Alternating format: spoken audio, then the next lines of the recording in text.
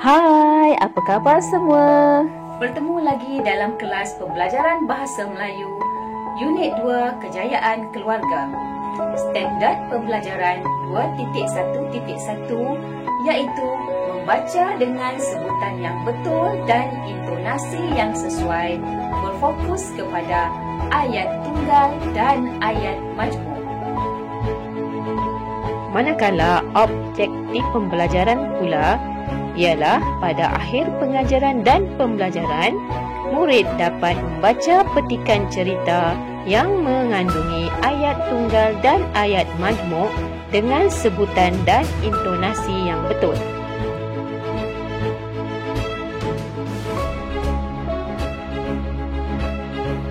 Bagi kriteria kejayaan, diharapkan murid dapat membaca dan menyusun gambar berdasarkan perenggan. Murid, pernahkah kamu melawat kilang batik? Di sini kamu dapat melihat proses pembuatan batik dan melihat kerja mencanting batik. Mari kita baca petikan berkaitan kilang batik. Sila buka buku teks kamu, muka surat 8 dengan tajuk Kilang Batik Nenek. Murid-murid, sudahkah kamu bersedia dengan buku teks? Cikgu mahu kamu baca bersama-sama. Baca dengan sebutan yang betul dan intonasi yang sesuai. Baiklah murid-murid, mari kita baca bersama-sama. Puan Hajah Aminah, nenek kepada Nabila dan Nasri, mempunyai kilang batik. Nabila dan Nasri membantu penjualan batik nenek mereka. Nabila dan Nasri menghias kedai nenek dengan cantiknya. Kain batik pula disusun dengan kemasnya untuk menarik hati pelanggan. Nabila menyambut mesra pelanggan yang datang. Dia memberikan risalah kepada pelanggan. Mari kita sambung pembacaan. Promosi batik diadakan di kedua-dua cawangan kilang batik nenek, iaitu di Terengganu dan di Pahang. Setiap anggota keluarga turut membantu. Masing-masing telah mengetahui tugas yang perlu dilakukan. Nenek tersenyum dan bangga melihat setiap anggota keluarganya bekerja sama.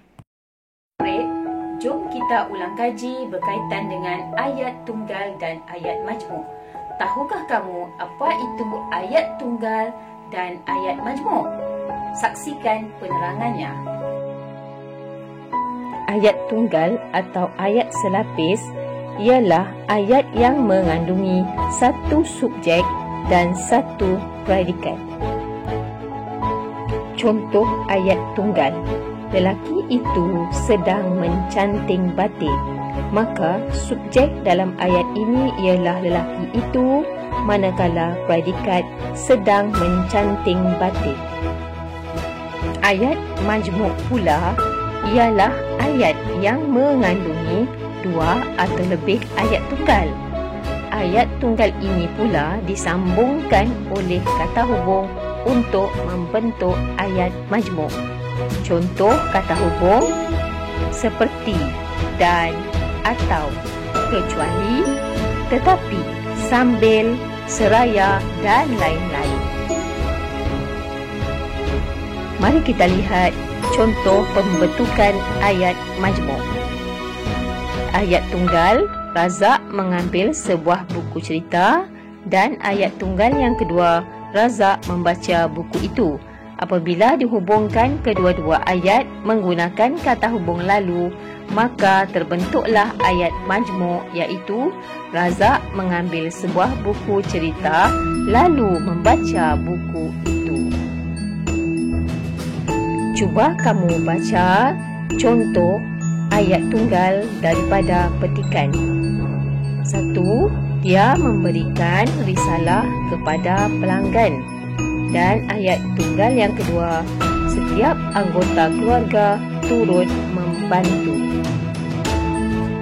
Contoh ayat majmuk daripada petikan pula ialah Nabila dan Nazri menghias kedai nenek dengan cantiknya. Di sini terdapat penggunaan kata hubung dan untuk menjadikan ayat ini ayat majmuk. Dan yang kedua, masing-masing telah mengetahui tugas yang perlu dilakukan. Dalam ayat ini, kata hubung ialah yang. Murid-murid, untuk tugasan, sila buka buku aktiviti muka surat 8. Mari kita baca bersama-sama. Encik Taufik seorang jurutera. Beliau menyambung pelajarannya di Universiti Kebangsaan Malaysia, UKM. Ayat yang kedua, Alia sekeluarga sentiasa memberikan sokongan kepada Encik Taufik untuk terus belajar. Kini, Encik Taufik telah berjaya menamatkan pengajiannya pada peringkat sarjana. Alia bangga akan kejayaan ayahnya. Dia ingin berjaya seperti ayahnya apabila dewasa nanti. Alia sekeluarga meraihkan kejayaan bapanya. Mereka mengadakan majlis kesyukuran. Majlis itu di rumah datuk di kampung. Murid-murid, cuba kamu susun gambar berdasarkan perenggan yang dibaca sebentar tadi.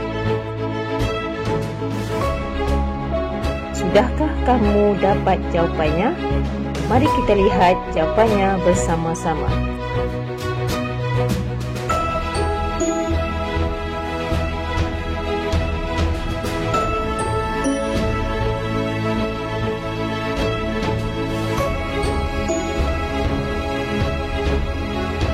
Bagaimana murid-murid? Dapatkah kamu menyusun gambar tersebut dengan betul berdasarkan perenggan yang dibaca? Cikgu harap kamu berjaya. Melalui cerita tadi, dapatlah kita lihat ketabahan dan kegigihan ayah Nabila untuk berjaya dalam pelajaran, serta kasih sayang ahli keluarganya yang sentiasa menyokong ayah Nabila untuk berjaya dengan cemerlang dalam pelajarannya. Oleh itu, ingatlah murid-murid, sekiranya kita ingin berjaya, kita haruslah berusaha bersungguh-sungguh tanpa kenal erti putus asa.